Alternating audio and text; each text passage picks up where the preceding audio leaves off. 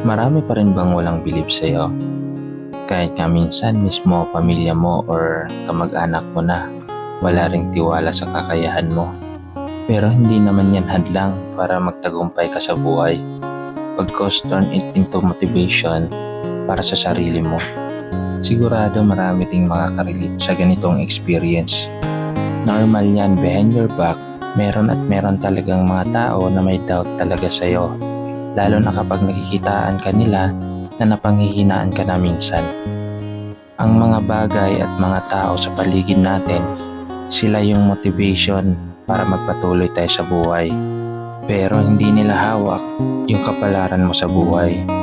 Dahil ikaw pa rin mismo sa sarili mo ang magtataguyod ng gusto mong maabot na pangarap sa buhay. Basta patuloy lang tayong kikilos dahil wala namang time limit sa mga pangarap. At kung hindi man natin kaya ngayon, uulit at uulit lang tayo. Kasi baka naman soon, di ba?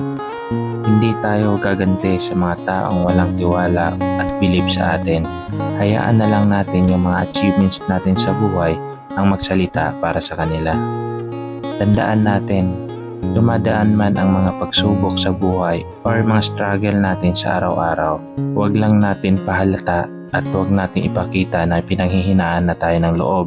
Kasi sa totoo lang, yung mga tao sa paligid natin, sila lang yung motivation para umangat ka, pero ikaw pa rin ang may hawak ng mga plano mo para sa iyong buhay.